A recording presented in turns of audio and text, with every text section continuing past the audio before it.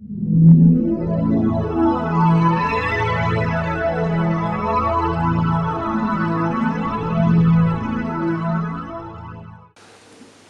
this is the explanation for bucket.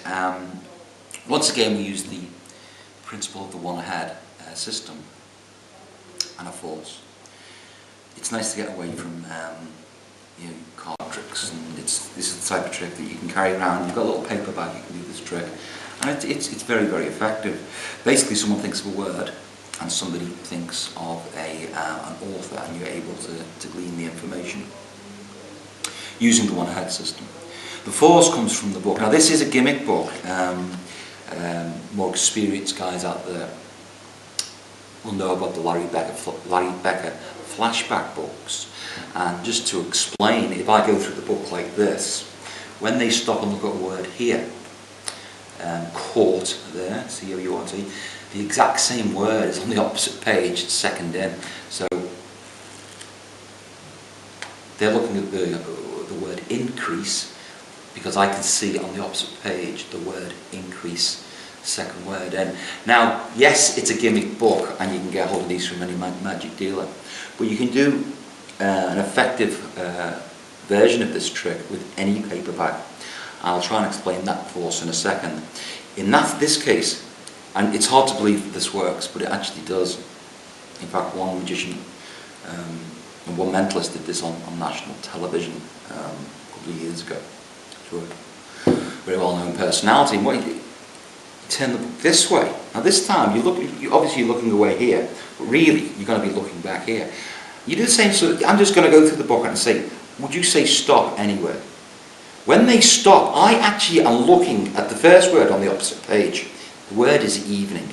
It's all done very quickly, because what I do is I reach over and then open the book and ask them to look at that word. It's hard to believe you get away with that, but you do every time, because you sort of do it off the cuff. You're looking away, you say stop, they say stop, you briefly look at the later scientific, I can see later scientific, I bring the whole book round and ask them to look at these two words here, and those two first words there are later and scientific. So that's a great force you can do with any book. You just go there, stop, glance, look at the word, bring it out and point to this word here. So you can do this without a gaffed book. I do recommend the gaffed book. I think it's a great little thing.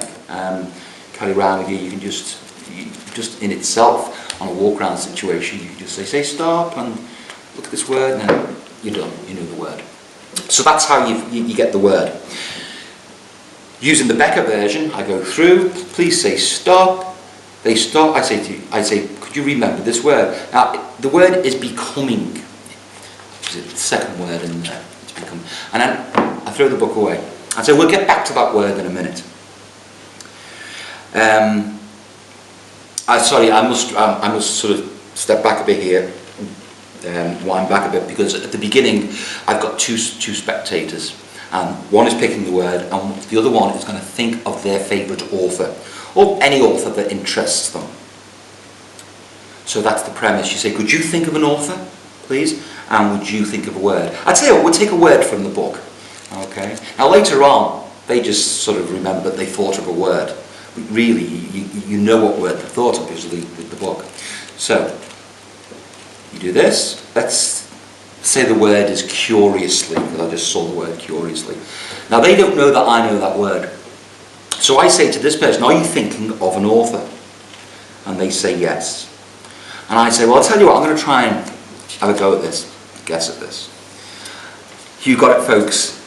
I don't write down the name of an author, but I pretend to. I sort of use the usual sort of mentalist techniques of female, right? Really pretend, and I write curiously. Now, this would be, unfortunately I've only got a black marker here, so it's seeping through. But anyway, on a piece of paper, or I actually prefer to use business cards, but I'd write it on a business card maybe and put it face down. So that's the word curiously. And I'm pretending that's my guess at the author, okay? And again, use a little technique I always use here. I say, now I'm going to try and guess your word now. Oh, I tell you what, just for the benefit of everybody here, and I've made my commitment anyway. What was the author you were thinking of? You say you do it in sort of a real, sort of casual manner. You're not really that bothered. You don't want them to think that you're trying to get the information off them. You want them to think that you've already made the guess. And you're sort of saying it's for everybody's benefit so they can enjoy the effect. So, they say J.K. Rowling, whatever. And I say, interesting. Let's make some sort of comments. And glad you said that, actually. We'll get back to that in a second. Could you now think of your word? And they say yes, and they're thinking of the word. And I take my piece of paper and I think, right, this word, I always do this as well. In your head, count the number of letters. And I do that with them. It's eight letters, right? 8 letters. 8 letters. And it gets them to really believe that you're going for this word. And I write, does it begin with a C or a M? I think I might have this word now. And of course, I'm writing J.K. Rowling. They think I'm writing their word curiously. And I just stick that one down with that one. Now, no panic here about, I just basically pick them up and switch them out and say, and I always go with the, it's post-it notes stuck together. I always go with the word first because it's the less strong of the two. And I get the word and I say, what was your word? Curiously. And then I show the word curiously. And then, believe it or not, you say, what was your author? And you say it's J.K. Rowling. And you show them J.K. Rowling. Now obviously when you go for these 2 pieces of paper, they're in the wrong order, aren't they? Don't make a big deal of it, okay? The fact that you've written curiously first and J.K. Rowling second. Here's the word, I just sort of do this, and then this is the word here. I don't make a big deal of it. No one notices. So that's how you one-ahead principle. And to all intents and purposes, you've guessed a word which someone's thinking of, and more impressively, you've guessed an author that somebody is thinking of with a simple one-ahead. That's book it. Thank you.